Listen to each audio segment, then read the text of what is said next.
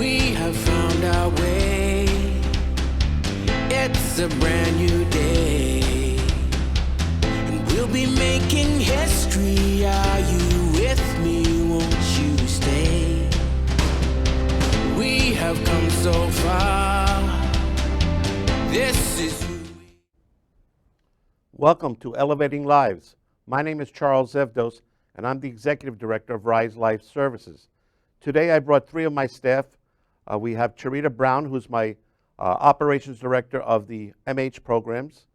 I have Jeanette Permenter, who is the IRA Operations Director, and Cheryl Mills, who is our ICF Assistant Operating Director. I'm very fortunate. The nickname they've given to me is Charlie's Angels. Well, these three individuals are angels because they do so much for the individuals out there, the community, and I want to thank them and my staff for the great job they do. Cherita, tell me a little bit about your program and the MH program. Sure. Firstly, Charles, thank you so much for the greeting, and we're very happy to be here today to support you and to tell the audience all about the beautiful work that we're doing here in the community. So within the mental health division, we are servicing 86 individuals with severe mental illness. Typically, these individuals are coming to us from homeless shelters or incarceration and have been exposed to a range of trauma and abandonment concerns. And we have really offered them safe housing, support, advocacy, and an opportunity to better their lives.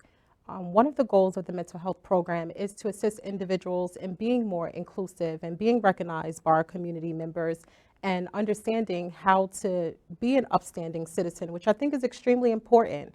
The basic skills that individuals need to live on their own or to be upstanding citizens or to support their children, because we do have individuals who are mothers and fathers and uncles and cousins, and they want to just be better people for themselves in general. So we really support them in making sure that they can tend to their daily living skills. We support individuals with managing their symptoms. Medication management is one of the crucial components of the work that we do. Being able to be connected to mental health services is something that the clients are being exposed to on a daily basis, and I'm very proud of the connections and networking opportunities that we've made in the community. The individuals, they are so talented and they enjoy working with the staff members that we have. We employ a lot of talented and compassionate and empathetic employees who we value and we appreciate, as well as feel appreciated here at Rise. The mental health department works in conjunction with the other ladies who you'll meet shortly, but I just am just pleased to talk more about how mental health has impacted our community as a whole. I think being able to have early onset recognition of individuals who have a mental illness is extremely important, and I would like to share that message with the community. Opening opportunities to children and families and being able to provide all the work that we do to the community will help them as adults to be able to sustain and to live more independently and to maybe be a support to other people. You know, we are very big advocates for peer support. So by educating one individual, you're really educating the community, which I think is important. We also like to do fun activities. Most recently, we had our Wainscott pool party, which was a huge success, and the individuals enjoyed that. They're still talking about it, and we intend to provide more opportunities like that now that, you know, the community is opening up to those sorts of opportunities. The pandemic really posed a threat to the life and safety of all those involved, and we're very excited to be able to move past that chapter. Everyone focusing on wellness and being vaccinated and making sure that they're taking care of themselves and being exposed again to community integration, which I think is what we all hope for the individuals to be recognized when they walk into local stores, you know, and be identified by name. I think that brings pure joy to my heart to know that the individuals are celebrated and recognized and missed oftentimes when they are not in the community. Another one of the goals that we have here at Rise for the population that we service is to make sure that they feel empowered and that they feel motivated. the choices that are offered to them is really to make sure they feel well prepared to make decisions for their own lives. In the past, through institutions, especially when Pilgrim State was open and all of those type of facilities, they were basically puppets. You do what we tell you to do when we tell you to do it. And now we're saying, no, we want to empower you to take the steps that you need to make the choices that you feel is important for your own life. And let us help you to remove any barriers that you feel stand in the way from you being able to do that. And in the mental health division here at RISE, we provide those services by way of a service plan. So within the service plan, we're outlining all the goals that we intend to work on with the individuals. We're helping them to identify any barriers that do stand in the way from them meeting their own goals.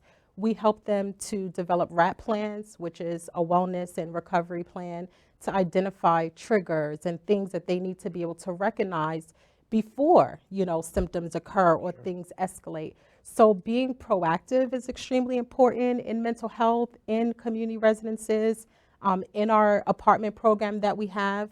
We really want to celebrate the individuals. So just to go a little further into the division of the program, we do have 5 community residences, which are operated 24 hours a day. Within those programs, the individuals are building the necessary skills in order to live more independently when they feel prepared, and when the team as a collaborative have come together to say, we feel this individual would benefit from either being around less people or having the opportunity to live in a place that requires less staffing. In the apartment setting, the residential advisors work with the individuals on billable services, but they do not require staff on a 24-hour basis. So the individuals have really demonstrated that they can take care of themselves without staff or limited or minimal support. We also assist them in setting up mobile integration teams that can come to their homes and support them when our staff are not available. And then we have our third tier of housing, which is our supportive housing level, run by our program advisor. And the purpose of the program advisor is really to go in and help to connect those individuals to community resources. There is no staff at that program 24 hours a day. The individuals do not require that level of care or supervision, but there may be times where they need a little support in connecting to a resource that can come to them, or connecting them to care coordination that can help them after they move on, even from RISE. I think it's exceptionally important when individuals have a goal to even move out of mental health housing altogether. They feel confident in themselves that they have built the skills that they need in order to do that and to live in the community.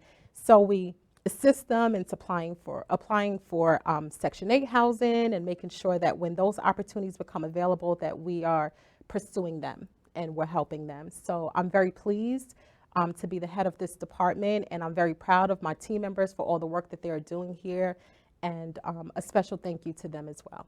Thank you. Jeanette, the IRA program, I have a friend named Ira. I have an individual retirement account. What is an IRA? There's so many acronyms out there in New York State that I get confused. Tell me about it. Absolutely. In this particular situation, IRA means Individualized Residential Alternative. Currently, RISE serves 10 residential alternatives for our individuals that we support. And we also have 2 supportive IRA programs. The difference between the 24-hour supervised IRA program and these 2 supervised IRA programs is that we staff the 24 hours a day, 7 days a week. We always have staff there to support the individuals in their valued outcomes and their goals that they want to work on. In a supportive IRA, we are there to help them with their job dreams. If they want to get a job, if they have a job, a lot of them drive cars, they're independent, they're out in the community. So we are there just as an extra support to them during the week in relation to our 24-hour supervised IRAs. That's great. Cheryl, tell us a little bit about the ICF. What does the ICF stand for? ICF stands for Intermediate Care Facility. We actually have 41 individuals in our program. An ICF is usually a smaller facility for developmentally disabled adults. We usually are the custodians of them because they cannot take care of themselves. we take them out on outings. They go to the aquarium, the zoo. They get to choose a lot of times where they would like to go. The staff assist them with their daily living goals on their skills, such as toileting or toothbrushing, bathing. They also have goals that promote as much independence as possible. We have, dedicated staff that are always there, making sure that they receive exceptional care every day, 24 hours a day. We have an RN that's on call 24 hours a day as well. So we all work as a team to make sure that we provide the best care for our individuals. So the ICFs require more care, the individuals? Yes. More intensive than our other programs? They usually require more medical care than the other programs, yes. Cherita, tell us a little bit how you started at RISE. Sure. I started at RISE in year 2008, if that's telling my age at all. And I started as a direct support professional. Now the residential staff in the program are called residential counselors because that is more of the work that we're doing versus direct support. But I started, in the front line with the staff members who are doing it right now. I think that has prepared me for making a connection with the staff and understanding what they need to be successful in their role. I also think that it has allowed me the opportunity to assess where the challenges are that they face every single day, which has allowed me to incorporate more training opportunities and education materials so that way they feel prepared. So from a direct support professional, I was quickly promoted to an assistant manager of our Hampton Bays location, and then the residential manager. I've worked as a residential advisor in our apartment program. I have assumed the role as the program supervisor in our supportive housing program, and then entered into administration through the program coordinator role, and now the operations director. So I have been very blessed and have progressed here at RISE, and I hope to be here long term. We hope so too. Jeanette, tell me why you chose RISE as a career or this field for a career. I have actually been in the healthcare field for over 20 years. I've worked with many different agencies because helping individuals with different abilities, I don't say disabilities, I say different abilities, is a passion for me. I love the work that I do. It's very rewarding. I was introduced to RISE by a friend of mine who had heard about the agency. Like I've said, I've worked with many different agencies and I've provided support to many individuals. But RISE is one of those agencies that are up and coming and doing innovative things with the individuals. And I wanted to be a part of that team. And for that reason, I came to RISE. But again, this has been my passion for the past 20 years. I love helping people. I love people who love to help people. And I know that this agency is about to go above and beyond what we can do with individuals with different abilities. Cheryl, if I were a direct care worker and I wanted to come into this field, what would you recommend that I do? What do what can I expect? I would expect teamwork, proper training. As Jeanette said, I've been in the field about 30 years. I started when I was 20 years old, telling my age. But I would, you just have to care about what you do. You have to make sure that you're here for the right reasons, and that's to provide the best care for the individuals, helping them to make the best choices for themselves, and keeping them as encouraged and motivated as possible. Being a DSP, I actually started as a DSP at another agency when I was 20 years old. It's important that you love the field, because if you don't, then this is not the field that you should be working in. You have to be here to provide the best care. You have to have a passion for it. Yes, No you question. do. No question. Cherita, managed care is coming down the pipeline. What effect do you see, not only on RISE, but all the other agencies out there? What can they expect? I mean, it's going to be a tough next couple of years. It is, and I think that's a really important conversation to have, because managed care right now, although it's not embedded into our residential programming, the hospitals have already experienced that transition, and unfortunately in what I've experienced with the individuals who need psychiatric help, intensive, that we're unable to provide in a residential setting, they are discharged prematurely, from the hospitals because we're unable to continue to bill, or, this appropriate code wasn't applied to this billing portion, so they can't stay, they have to go home. And unfortunately, within the community residents, we're very limited in what we can do and the services that we can provide and even what we are trained for. So we're really reliant on the hospitals at times to help us, to help the individuals to get back to a place where they feel safe with themselves and, don't see a potential threat to other people that reside in the home or even work with them. So my hope is that we could really think about that transition a little bit more and maybe put a pause on that, because the empathy and the compassion for the person has to be first and foremost before we think about the revenue or the cost or the billing. Because for us here at Rise, I think that's always been at the forefront of what we do, the person, and everything else comes after. No, I agree, because the way I see, I don't think managed care is, in my opinion, it's not going to work. It didn't work in Wisconsin.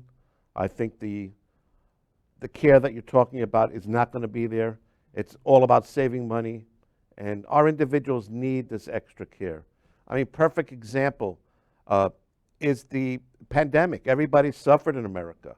The individuals doctors, nurses, all were essential employees or provided essential services. Our direct care workers are essential employees because they took care of the individuals we serve 24/7 basically. And unfortunately, they're not recognized, in my opinion, by New York State as an essential employee. The state puts in the budget where we can only basically, and that not only Rise, but other agencies, basically pay anywhere from $14 to $15 an hour. This type of individual, a direct care worker, should be making at least $20 an hour, minimum. Agreed. I mean, to live on Long Island, to make $14, $15 an hour, you can't do it. Right. Connecticut just made a major change where they increased their direct care workers up to 20. New York State's got to do the same. They got $900 million from the federal government. They need to utilize that money now to help our direct care workers. Absolutely. If the staff have to continue, Charles, to work 2 and 3 jobs, the care for the individuals suffer ultimately, because the field already is high burnout. You're putting your all into what we're doing every single day. And to think that someone who cares so much and works so hard can't pay their bills, it is deeply saddening. It really is. No, it's definitely. And many of these staff stayed in these programs 24 hours a day Locked to down. make sure these individuals were okay. They were taken away from their own families because we are the families of these individuals. A lot of these individuals don't have family involvement, don't have families on their own, and we become their family. And New York State needs to recognize that without these DSPs, where would these people be? They are just as essential as nurses and doctors, and they need to be recognized as such. No, I agree. And most of the agencies out there that I know of, I've seen statistics. Basically, staffing is down by 40% for direct care workers. Some are 50, some are 60. What ends up happening is somebody wants a bed to get into a residential program. The agency can't provide that care because they don't have enough staff to fill the 3-to-1 ratio or 5-to-1 ratio, whatever the ratios are. That creates a major problem. People are going to have to wait longer. And really, it's a topic that really aggravates me that New York State needs to act now. In my opinion, enough is enough. Absolutely. We can't be, there was no COLA for 8 to 10 years. Right. Come on, we got to do something. And Absolutely. I plead to the legislators to do something now. We have to do it. Absolutely. Yes, Absolutely. agreed. Jeanette, tell me about you. I know recently you guys went to the Poconos on a trip. Yes, Tell us about that. We took 8 of the 10 houses to Camelback Ranch. The individuals had the time of their life. They really did. They were able to swim and do water slides and go out to restaurants. It was really a great thing, and especially after the pandemic, after being shut up in the homes for almost a year, to be able to get out, to get back amongst the community, to get out and do recreational activities. It was just a joy. The individuals loved it. That's great. Cheryl, tell me a little about your background, some more of your background. As I mentioned, I started in the field at a young age. I actually started with Rise. It will be 2 years in October. I started as the residential manager at the Jamesport ICF. I was promoted to program coordinator and then assistant director of the ICF program.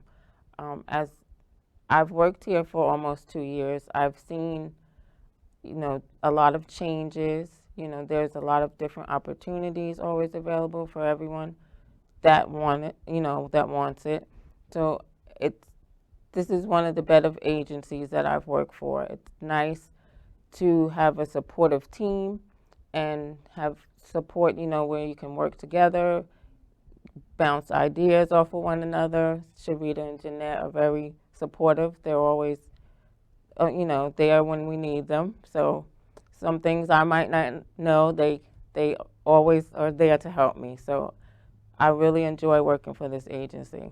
Yeah, we love having you on board. Thank you. I don't know if everybody knows, RISE has 32 sites throughout Suffolk County. We're opening up an outpatient clinic very shortly, September 1st is the goal.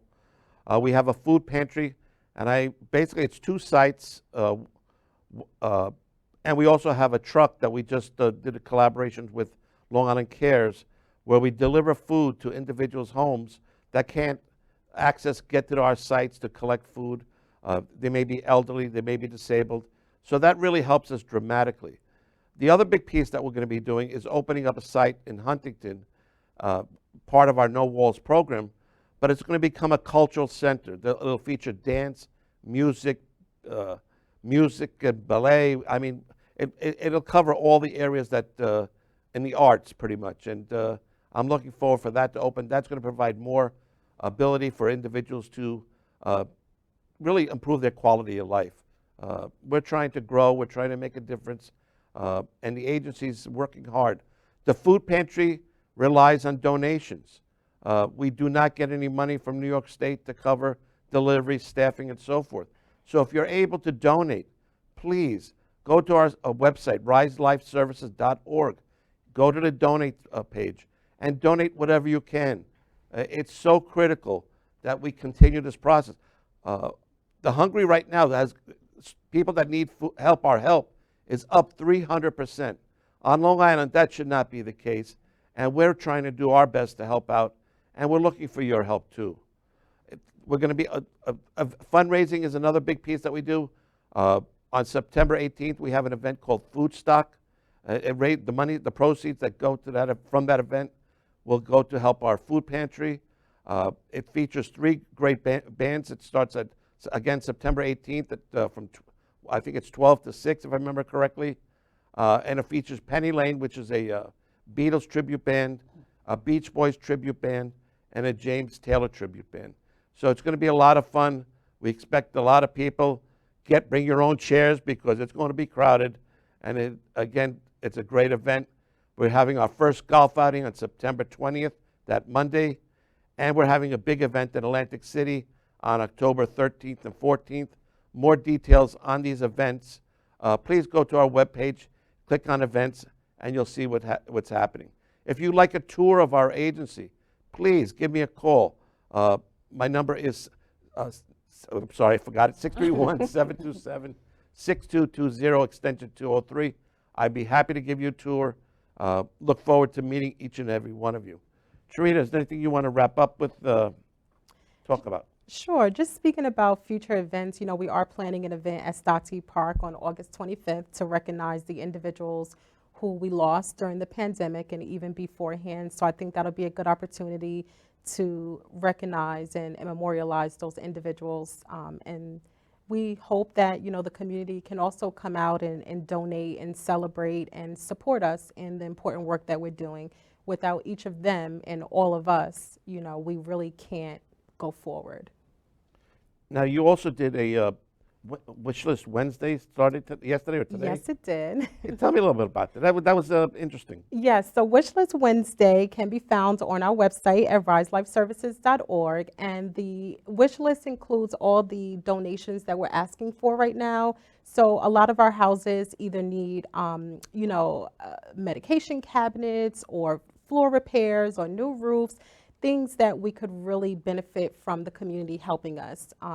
The latest wish list item was donation of windows and the medication cabinet, and there will be a video dropped every Wednesday. So anyone interested can go on there and support us. That's great. Jeanette, where do you see any wish list items that you may need for your program? Again, like Cherita said, there's a lot of things that these programs need, and donations are very important. They need, whether it's television sets or bedroom sets or mattresses, the basic essential needs that everyone needs to survive. It would be very helpful to help these individuals to be able to get donations such as this. So anything that you are willing to give, curtains, clothing, anything would be greatly appreciated. And Cheryl, any items of wish list that you see for your programs? Typically furniture, flooring, TVs, clothing, anything that could benefit the individuals in their home life. So a lot of our facilities need furniture or flooring, appliances. That would be an awesome donation as well, because sometimes they conk out and we might not be able to get them repaired right away. So that would be an awesome donation as well. Now, one of the sites, Northville, that you supervise, has a Century Garden on it. Yes. That's about a 2 to 3 acre piece of property that has waterfalls and Correct. flowers and so forth. Yes. But our No Walls program is going to be moving there very shortly. How do you see that interaction with your site at Northville? The individuals love the Century Garden. We have one particular individual that goes there practically every day. If he goes to the mailbox and then he goes to the Century Garden. They can hear the music when they're playing the music. They enjoy going out they had an art show there. We took the individuals to the art show. I think it's a good thing for the environment as well, as other people would enjoy the animals and the flowers. Joanne from the program Without Walls, she's awesome in inviting other individuals to come attend their events there. So occasionally we get to take all our individuals there to enjoy the festivities as well. That's great. Again, I want to thank our viewers today. Rise Life Service is probably one of the best kept secrets. We hope to make it one of the best agencies on Long Island. Thank you for watching our show, and have a great day. Thank you, everybody. Thank you.